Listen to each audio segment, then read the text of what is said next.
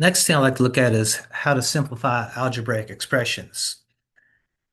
Now that I use the word algebra, we know that this kind of implies that we're going to be involving letters of the alphabet. So when we talk about algebraic expressions, let's kind of pick up on some of the vocabulary here that we need to understand. One thing is, again, we're going to be talking about terms. Then there's this word coefficients. Then there's this word variables, and there's this word constants. So we'll have that vocabulary. A term can be a number, a variable, or a number multiplied to a variable. So remember, a number can be anything. My favorite number is 2. A variable typically is the letters of the alphabet.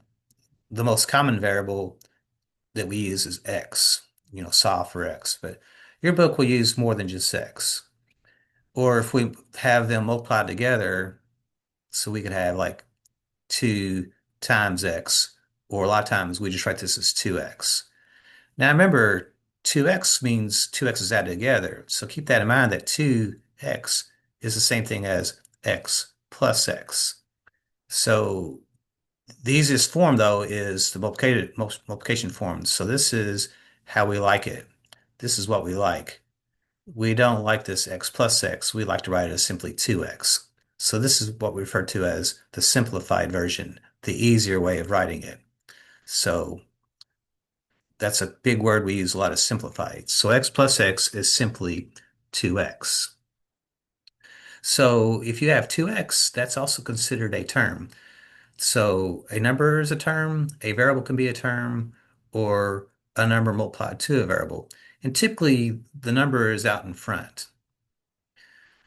So again, a variable is a letter that stands for a number we don't yet know. So therefore it can change. So I can use X is equal to 4. I could say Y is equal to 2. Now, X remains an X until I decide what X is. So keep that in mind. Leave X in the problem until X has been actually given an identity. It's been defined. So most time, like I said, a variable is just going to be a letter, X or Y. A lot of times you may see N as a variable, so keep that in mind. So coefficient is in front of the variable. It tells how many times the variable is present. So if I give you 3x, the 3 is called the coefficient.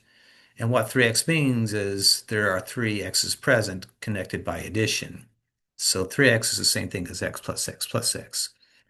So the 3 is described as the coefficient, and the coefficient tells you how many times the variable is present. A constant is a number. In other words, the variable is not attached. Its value will not change. So a constant can be any number.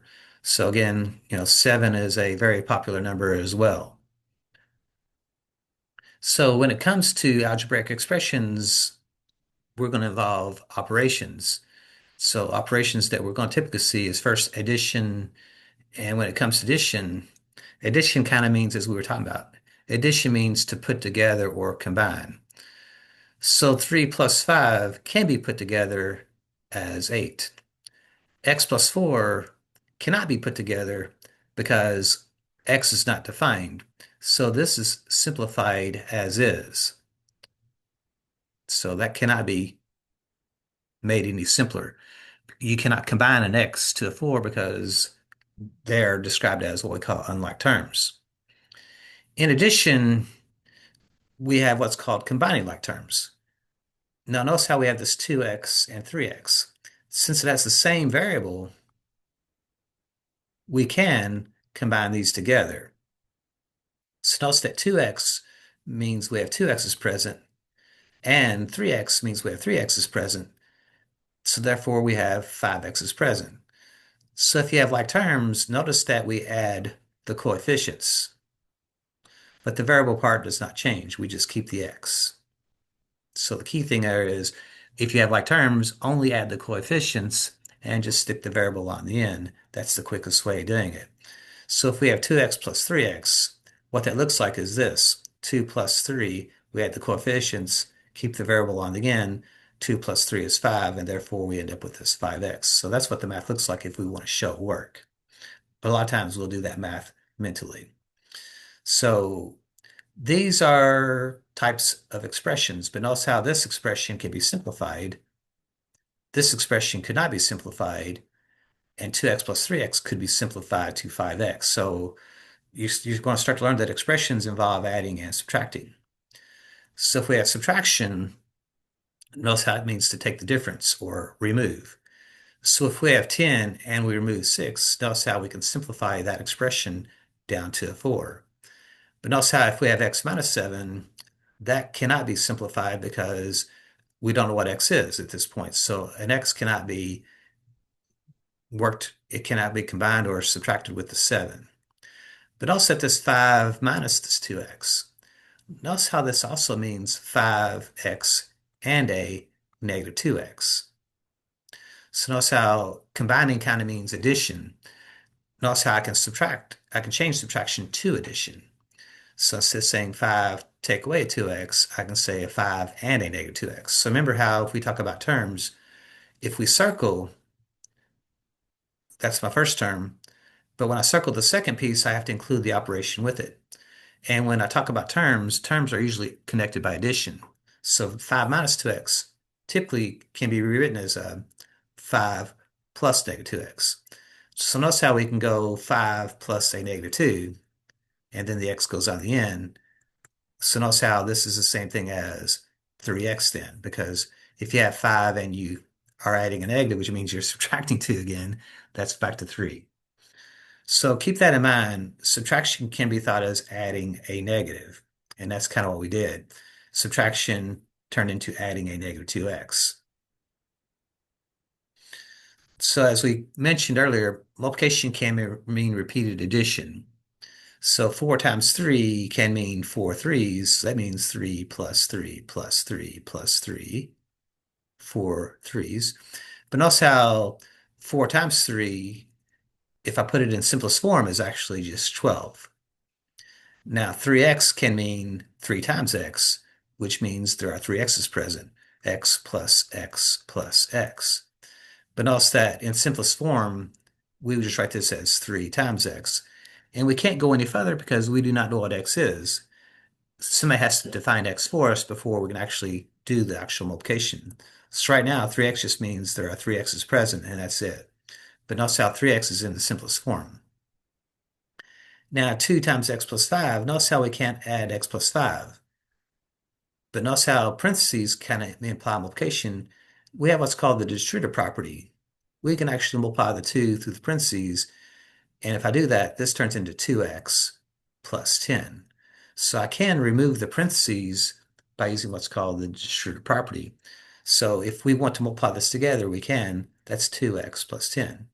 So keep in mind, if we do this with numbers, if I gave you, say, 2 times, say, 3 plus 4, the order of operations say do what's inside the parentheses first, and we could say 2 times 7, and 2 times 7 would be 14. But notice that the distributive property says we're also allowed to multiply through addition. So instead of using the order of operations, we are allowed to multiply through the addition. So I'm allowed to multiply this 2 to the 3 and multiply the 2 to the 4 as another way of doing that problem. So 2 times 3 would be 6, 2 times 4 would be 8, and 6 plus 8 would give me 14. So notice this problem here actually has two ways of doing it. One is called please excuse my dear Aunt Sally, the order of operations. The other way is you're allowed to distribute through addition. You're allowed to multiply through addition. So if I look at these problems down here, these are all what's called terms. So notice how 3x is a term, AB is a term. So notice how multiplication, we don't show the symbol of multiplication. So 3 times x, a times b, and 5 times the quantity y plus 2. So this here is described as a quantity since there's more than one. So notice that the 5 times the y plus 2, it is a term where 5 is what we call a factor and y plus 2 is a factor, if you will. But the whole thing itself is a term. But also on this one, you could multiply through the parentheses and turn this into 5y plus 10. So instead of being one thing, it can turn into two terms. 5y and 10 would be the same thing as 5 times the quantity y plus 2. Now, division is where things get complicated again. So division splits a quantity in equal parts. So 12 divided by 3, if I use what we call long division, 12 divided by 3, what this is saying is how many 3s does it take to get 12? So if I do that, counting by 3s, we would say, well, 3 plus 3 plus 3 plus 3 is equal to 12. So notice that if I cut the 12 into 3s equally, if you will, those 4 3s would give me the 12. So a lot of times, instead of thinking this in terms of division, a lot of times we'll think of this in terms of how many 3s does it take to get 12? Well, 4 times 3 is 12. So notice that we're actually using multiplication to do this problem. So instead of saying 12 divided by 3 is what we're saying is what times 3 is 12. We're kind of thinking it backwards, if you will. So division a lot of times is going the other direction, which we use the word this inversely. So the inverse of division is actually multiplication.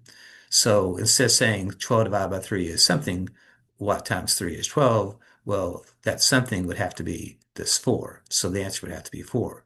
So therefore, 12 divided by 3 would be 4. So that would be my thinking in that problem. Now, instead of using a division symbol, a lot of times the fraction bar is our division symbol. So this means x divided by 4. But notice how we can't divide x by 4 because we don't know what x is. Here we have 6x divided by 3. But notice that 6 is made up of a 2 times a 3.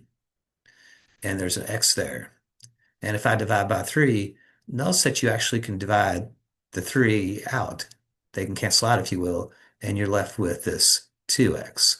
So this problem can actually be simplified because 3 does go into 6 twice. That leaves me this 2x. So sometimes they can't be simplified, sometimes they can't. So this would be considered simplified.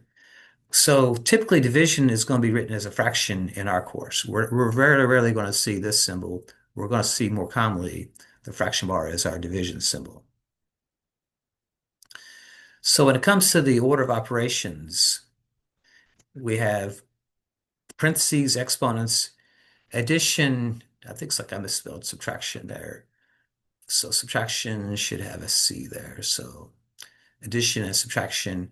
Notice that when we have addition and subtraction, we have to do them in order from left to right. So keep that in mind. If I give you 6 minus 2, the answer is 4. But if I give you 6 minus 2, you cannot change it to 2 minus 6 because 6 minus 2 is 4, but 2 minus 6 is actually a negative 4. So with subtraction, you cannot change the order of it. It has to stay as is. So you have to watch out on a calculator. If they give you 6 minus 2, you must type in 6 minus 2 on a calculator. Otherwise, your calculator will not work the problem out correctly. Same thing with multiplication. Multiplication, actually, I rephrase it. Notice that multiplication order does not matter. 5 times 2, 2 times 5, order does not matter. But with division, notice that division does matter. So 10 divided by 2, that's saying how many 2s does it take to get 10? That would be 5. So 10 divided by 2 would be 5. However, if I gave you 2 divided by 10, 2 divided by 10 means how many 10s can you get into 2? Now we're getting into decimal math. And this is why we like to write this as a fraction. So 2 divided by 10 really is the same thing as 2 divided by 10. So technically that's a fraction. And notice how that actually turns into 1/5. So 1/5 would be that as a fraction. So sometimes division cannot be done and make a whole number. Sometimes we're going to create what we call fractions or decimals. So I think a fifth would be the same thing as 0.2. So if I did actually do this, I could put a decimal point here and add a zero, 10 goes to 20, you would see a point 0.2. So I could change it to a decimal, or the easiest way is just write 2/10 as a fraction and then just reduce it to 1/5. You don't have to actually change it to a decimal unless we're asked to. So keep in mind when we have multiplication and division involved, we have to do it from left to right as well. But watch out on division because order matters in division. So again, as we mentioned, to remove parentheses, parentheses are a grouping symbol.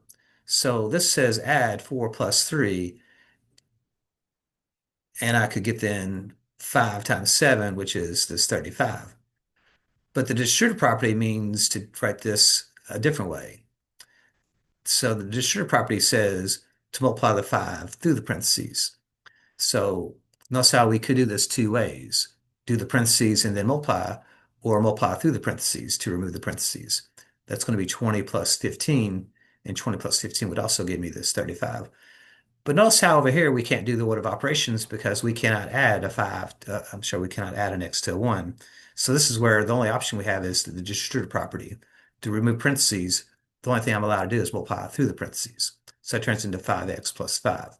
So that's how we can remove the parentheses, is use distribution, which means we're going to multiply through addition. So remember, to combine like terms, if we have the same variables with exponents, we can combine like terms. So all you really have to do is add or subtract what we call the coefficients, and then combine constants together. So for a thing here, we have a little discussion board activity. So go to the discussion board. Again, it's in Blackboard. Work question 2 from set 1 and question 6 from set 2.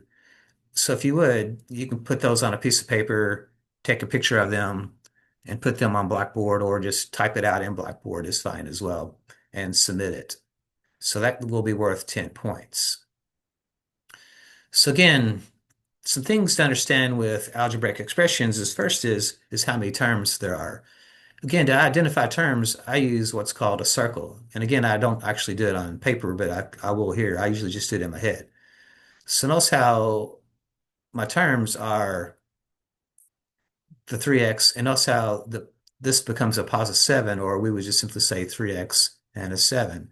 Now the question is, are these like terms or unlike terms? Well, to be like terms, they have to have the same variable. Well, this has a variable, this doesn't. So these would actually be unlike terms, which means you can't actually put them together. If I look at this next example, notice that there's a 5y and there's this -4. So as far as the terms go, there's a 5y and there's a -4. But are they like terms? No, this has a y, this does not. So we would describe those as unlike terms. If I look at this next example, the first term is 2a. When I do the second term again, I include the operation with that. And this turns into then the first term is 2a, the second term is 3b, but are they like terms? No, they're again unlike. So if I look at this next example, we have 6m minus 2n plus 1. But when we talk about terms, you need to understand that 6m is the first term, and then this is the next term, and this is the third term. So mathematically, I can write this as 6m plus -2n plus 1. But do we have any like terms? No. So again, the terms themselves are 6m, -2n, and a positive 1. Those would be the terms if I want to list them. So if I look at this, notice that 4 would be a term and x plus 5 would be a term. Those are the two things being added together. But now again, what I can do is multiply the 4x plus 5 together. I could multiply this as 4x equals, so 4 times x is 4x and 4 times 5 would be 20. So I could rewrite this as 4x plus 20. Okay. And I could simplify that. But notice how, again, 4x plus 20 would be simplified. Those are unlike terms if I took it to that point. So some more challenging examples. Notice how we have to simplify these expressions. Now, notice how if I use the circle method, this would be the first term, and then this here would be the second piece. Because terms are separated by addition or subtraction. Since there's a subtraction symbol there, this becomes the second term. So technically, this turns into 4x plus -3 times x plus 5. Now here, though, we want to simplify the algebraic expression. So what I can do is I can remove these parentheses here by multiplying the -3 through this parentheses here. So the 4x stays put. But notice how this -3 times x becomes then this -3x. And then -3 times 5 becomes then this -15. Notice that I get real lazy here. I don't like to put the plus a -3x and plus -15. I'm reading this as 4x minus 3x minus 15, but I can also read this as 4x plus a -3x plus a -15. So I could also see it as terms. So when it comes to terms, notice how the first two are like terms. So 4x and a -3x would actually give me then, so this turns into this, and then this would actually turn into x minus 15. And that would be simplified because x is a variable and the -15 is a constant, but they're not like, they cannot be put together. So we just leave it as x minus 15 as our expression. If I look at this next one, notice how, again, we have 6a, but notice how we have to bring the 2 through the parentheses here. So I can write this as 6a. I'm going to try to do this without all the circles. So then I multiply the 2 through the parentheses. So it's going to be plus 2a, but 2 times -7 is going to be a minus 14, or a -14, if you will. So when I do that, the parentheses are no longer there, and then you have this minus this 5. But notice how these first two are like terms. They have the same variable, so all I got to do is add the coefficients.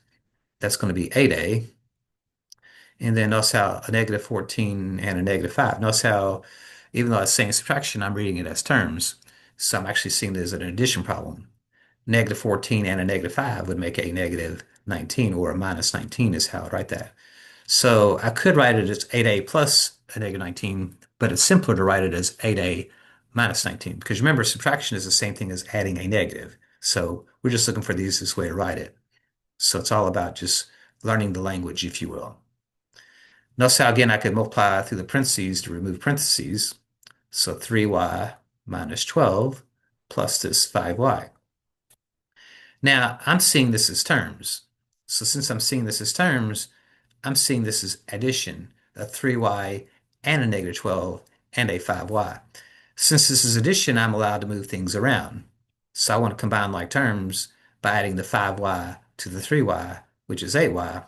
And that's going to leave me this plus a -12, or we write that as a minus 12, if you will. So notice how, again, I'm seeing this as addition, which allows me to move things around, but I just don't like to show the addition symbol because subtracting 12 is the same thing as adding a -12. That's a simple way of writing it. Notice how on this one, again, we have to bring the negative through the parentheses, though. So here, notice how we have a 10. This is going to turn into a -6m. But notice how a negative times a negative is actually going to be a +2. And then we have this plus m. So notice how usually we like to have the coefficient parts first. So I have a -6m, but I'm losing an m. So now I'm down to, I'm sorry, I'm gaining an m.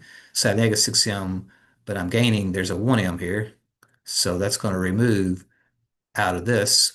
So I'm down to -5m, if you will, because -6 plus 1 would be a -5, -5m. Then notice that 10 plus a +2 would actually be a 12. So -5m plus 12 would be my two terms, and that's as far as it can go. Notice how I can get even more complicated here. So I'm going to actually do this underneath here since this one's a little bit bigger. So notice I have to remove two sets of parentheses. So I'm going to have this 5x plus 10. But remember, this -3 has got to go through the parentheses. So this is going to be a -3x plus 12 plus 7. Then if we look at our like terms, notice that the 5x goes with the -3x. If we combine the coefficients, a 5 and a -3 means we're going to just be up 2. That's going to be a 2x. And then we have three constants, a 10, a 12, and a 7. So those are all positives. So 10 and a 12 would be what, 22? 22 plus 7 would be, is that 29? So I think we'd have 2x plus 29. That would be what we call simplifying. So that's what we're going to be doing with algebraic expressions as is simplifying them. And simplifying them a lot of times is going to involve this combining like terms. That's going to be a very important piece of all this. Hopefully you found that useful. Y'all take care.